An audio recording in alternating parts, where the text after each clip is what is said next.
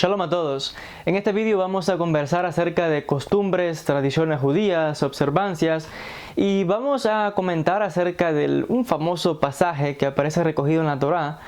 Y encontré un artículo muy interesante que lleva como título: ¿Todavía se practica eso de ojo por ojo, diente por diente? La gente, mayormente en este caso, si no son judíos, toman los textos de la Torá y leen pasajes como eso y dicen, ojo por ojo, diente por diente, y la gente cree que es que si algo ocurre y alguien pierde el ojo, pues hay que sacarle el ojo de vuelta al otro, como dicen, tú me lo hiciste a mí, pues ahora toma de vuelta. O si alguien pierde, no sé, una mano, como dicen, hasta un diente por diente, coge, pues te saco un diente también para que pague. Jamás se ha aplicado tal versículo de tal manera. Cuando la Torá hace referencia, en este caso, a este versículo, siempre se trata de asuntos monetarios, pagos monetarios, porque la Torá no permite la venganza. En este caso, si alguien pierde un ojo por venganza, de vuelta le vas a sacar el otro. ¿Qué beneficio sacas tú por sacar el ojo a otro? ¿O qué beneficio sacas tú de que perdiste una mano en un accidente o algo y que picarle la mano a otra persona? Eso es un disparate. ¿Qué beneficio saco yo de hacerle eso a alguien? O de que me lo hagan a mí. O de que realmente es una locura. Por tanto, sería una locura incomprensible. Imagínense dos mujeres embarazadas, están peleando y una pierde el bebé sin querer. ¿Qué vas a hacer? ¿Sacarle el bebé a la otra muchacha? Eso es un crimen. Es imposible. No se puede pagar mal por mal de vuelta así. Por tanto, cuando la Torá hace referencia a este pasuk, siempre se ha hablado de remuneración, de pagos monetarios. Y aquellos que leen este texto, en vez de solamente quedarse en ese pasuk, deberían continuar leyendo el capítulo entero, tanto los capítulos previos como los que siguen, para que vean cómo la Torá menciona los pagos monetarios que tienen que hacerse. Ahora, ya expliqué que esto nunca ha sido literal, como pueden checarlo ahí tanto en el texto escrito como en la Torá oral, que más tarde sería la compilación del Talmud. En este caso, tenemos los textos de hace más de 2000 años de la explicación de estos versículos, porque algo importante: Hashem dio la instrucción a la nación de Israel, pero lo mismo que Dios dice, tienen que hacer esto, esto y esto, la lógica dice que tiene que enseñar cómo hacerlo, porque la nación de Israel, estas leyes eran nuevas en muchos casos, no sabían nada. Por tanto, Dios no te puede dar una instrucción y que no te explique cómo hacerlo. Pero esta explicación se la dio a Moshe Rabbeinu, como está escrito en el texto de la Torá. Y Moshe Rabbeinu después se la explicaba, dice el pasuk, se le explicaba a Aarón, a Eleazar y luego a los 70 ancianos. Y ellos después enseñaban a toda la asamblea, oralmente. Cuando Hashem daba una instrucción, después explicaba cómo hacerla. Incluso tenemos pasajes cuando dice: haz como te mostré en la montaña. A veces parece que le mostraba una especie de visión, algo de cómo hacer las cosas. En todo sentido, con el Shabbat, Tefilín, etc. En este caso, está la instrucción, pero también está la explicación. Y a este respecto, esta explicación siempre ha estado constantemente en la boca de los sabios. Pero ya hemos explicado que en la época de los griegos, en la época de los romanos, cuando hubo tantas persecuciones contra la nación de Israel, se prohibió observar la Torá, se prohibieron muchas cosas y empezaron a matar a los rabinos y a perseguir a los rabinos en la época de los romanos, que aquello era horrible, terrible, las matanzas que había. La gente se empezó a dar cuenta de que en la antigüedad todas estas cosas eran de memoria. Los maestros enseñaban a los discípulos de memoria. Nada se escribía, no había libro. Lo único que había escrito eran los textos de la Torá. Era prohibido escribir otra cosa. Por tanto, los maestros enseñaban oralmente a sus discípulos.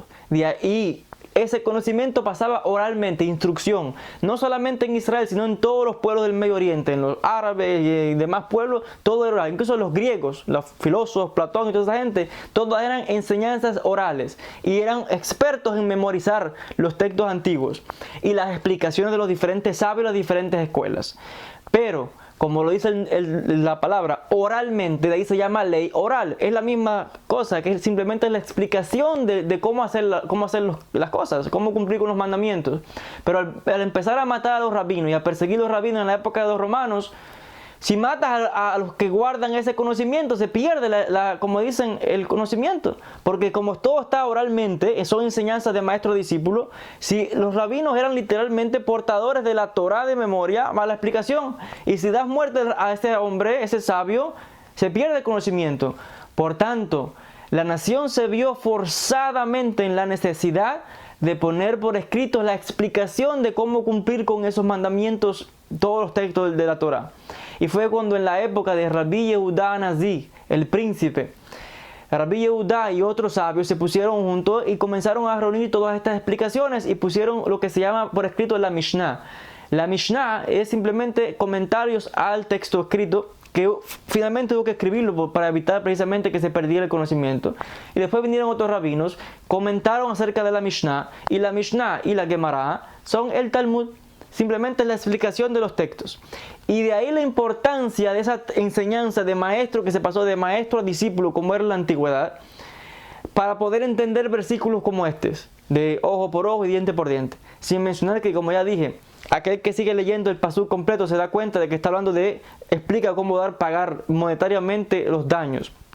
Ahora, lo interesante de esto es, como ya mencioné, si alguien por alguna razón está en una pelea, hay un accidente y pierde un ojo, en este caso se calculan 5 tipos de indemnizaciones que la persona que causó ese daño tiene que pagar a aquel que ahora le falta el ojo. La primera indemnización es lo que se llama nezek, daño. O sea, cito textualmente el artículo que tengo frente a mí, dice: se considera la persona, por ejemplo, se hacen cálculos, ¿no? Esto es que se calcula bien todas estas pérdidas. Se considera como si la persona, por ejemplo, fuese un esclavo. En la antigüedad era así, había esclavos en aquella época. Y se calcula cuánto valdría en el mercado de esclavos por ejemplo, que le faltándole ese ojo. Alguien pierde el ojo. Bueno, si ese hombre lo vendiesen en un mercado, ¿cuánto pagarían por él? Un ejemplo. Estos son ejemplos. Un esclavo con 2 ojos diremos que vale $10,000. Y uno que le falta un ojo vale $8,000. La diferencia de los $2,000, aquel que causó que le sacarle el ojo a otro tiene que pagarle $2,000. Y esa es una de las 5, en este caso, 5 tipos de indemnizaciones. La segunda indemnización es lo que se llama zar, sufrimiento. Hay que considerar que ahora, como por algo que tú hiciste le falta el ojo a esa persona, eso le has causado sufrimiento. Pues por eso vas a tener que indemnizarlo también y pagarle. Y realmente hay que verificar, hay que llevarlo al doctor, le tienen que acabar de extirpar el ojo o cualquier otro miembro que le falte, eso le causa sufrimiento. Sin anestesia en aquella época, son problemas. Tiene que pagar por el sufrimiento que le causó a la persona. La otro tipo de indemnización que se tiene presente se llama ripui, curación. Significa la persona que perdió el ojo, en este caso no solamente indemnizada de este motivo, sino también el hombre tiene que pagarle por recuperación. El tiempo que está recuperándose ahora, tiene que pagárselo. Hoy día la gente va a un hospital, por ejemplo, en aquella época alguien estaría en cama, por ejemplo, en casa. Pues hay que pagar el tiempo que está recuperándose, porque eso es pérdida también. La otra forma de indemnización se llama shevet, que es un lucro cesante. ¿Qué significa esto? Que ahora alguien le causó daño a una persona y perdió, no sé, una mano, un pie, un ojo, lo que sea, y ahora no puede trabajar, Por tanto, es dinero que dejó de entrar a la casa, que tiene que mantener una familia, hijos, etc. Por tanto, la persona culpable tiene que ahora que pagar por el tiempo que la persona dejó de, en este caso, de pérdida en el trabajo. Si la persona al mes entraba, por ejemplo, esos son términos modernos para que se entienda. Si hoy día alguien ganaba $2,000 mensuales y ahora por lo que le han hecho solamente puede conseguir un trabajo que pagan $1,000, los $1,000 que está perdiendo, aquel que es culpable tiene que pagárselo mensualmente, y si la cosa es muy grave, de por vida. El otro tipo de indemnización es lo que se llama boshet, vergüenza. ¿Qué significa esto? Que se debe ahora de pagar a la persona, indemnizarla por la vergüenza que se le causó ahora de que si le falta un ojo y la persona, por ejemplo, una gente importante, un rey, un ministro, una gente importante que tiene que aparecer en público y por tu culpa ahora perdió, no sé, un miembro, una mano, una oreja, lo que sea, le estás causando vergüenza y tienes que pagarle de acuerdo a su estatura. Si es una gente importante, tendrás que pagarle más, porque eso afecta su imagen. Y si es una gente de menos estatura, un judío normal, también tienes que pagarle de acuerdo a su estatura. O sea, si entre más importante, más le paga. Entre menos, le paga de acuerdo a la persona, a su nivel. Pero tienes que pagarle, indemnizarlo. Entonces estamos viendo, todos estos cálculos se hacían en la antigüedad. Se llevaba a la persona ante un bedín, un tribunal. Y entonces allí se consideraban este tipo de nazot, que son multas, en realidad son multas, que la persona tenía que pagarle para indemnizar a esta persona. Hoy día, a este referente, los bedín de hoy día, los sabios de los rabinos, no son aptos realmente para calcular estas cosas, por lo que actualmente estas indemnizaciones no se aplican ya he explicado diferentes razones. Ahora, yo he escuchado literalmente a algunos rabinos que realmente dicen que hay que pagar e indemnizar a la persona por lo menos de alguna manera por el daño que alguien le puede haber hecho. Pero ya esos son temas que hay que preguntar a los rabinos. Ya he explicado en muchos vídeos que yo no soy rabino, simplemente como un judío pues comento estos temas. Pero estamos viendo otra vez de que jamás hace referencia a de ojo por ojo, diente por diente. No es literalmente que te vas a sacar un diente o un ojo a una gente o una mano o un pie, un disparate, no. Siempre se trata de indemnización monetaria. Y cuando uno escucha esos temas, yo cuando leí este artículo, primeramente lo que me viene a la mente es, por ejemplo, aquí en Estados Unidos, eso me parece a mí como cuando alguien tiene un accidente de automóvil y demandan el seguro a otro y va al hospital, la persona a la que se hace una demanda ahora tiene que indemnizarla. Porque si perdió una mano, si dejó de trabajar, si le causó sufrimiento, que si el carro tienen que arreglarlo ahora, que si no sé qué, tiene que pagar todo eso por la vergüenza que le causó, que si... Esto a mí me suena casi que la misma forma o la misma, en este caso, consejos de la Torá, lo han aplicado los abogados hoy día y es parecido, ¿no?, a lo que se hace hoy para indemnizar y pagarle de vuelta a la persona. Si en un accidente hay dos carros que chocan, a nadie se le ocurre de que si alguien pierde una mano o un pie le van a picar la mano y el pie al otro. Eso es un disparate. Porque ¿qué se consigue con eso?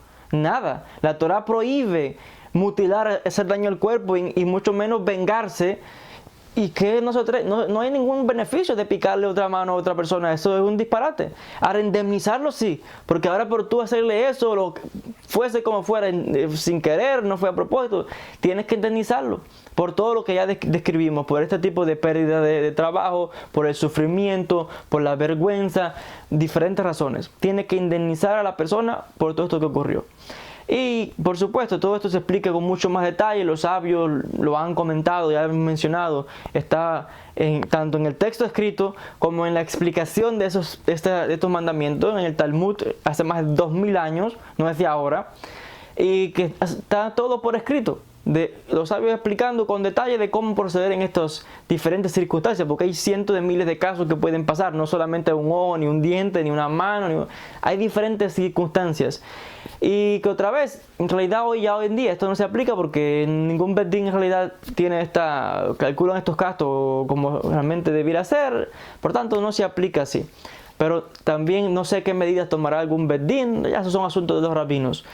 Hasta aquí este pequeño vídeo, espero que haya sido interesante esta explicación sobre esta observancia y qué significaba realmente este pasaje, que literalmente muchas personas cuando leen esto creen que es verdad, que literalmente había que hacer así, y es un disparate. Las personas que leen así, no son judíos, por lo tanto no tienen la tradición, ni han recibido, ni nunca en su pueblo se aplicaron tal cosa, porque esto es un texto de la nación de Israel, una ley que se aplicaba en Israel, por tanto el que sabe cómo explicar y todo lo relacionado es Israel mismo. Y en este respecto, el no judío que toma estos libros puede pensar, no solamente este texto, muchísimos otros, puede pensar que son cosas literales. Y no, se hace la explicación y los sabios han explicado todo el tiempo a qué se refiere realmente. Hasta aquí este pequeño video, gracias por la atención. Besat Hashem, nos veremos en un próximo encuentro. Shalom para todos.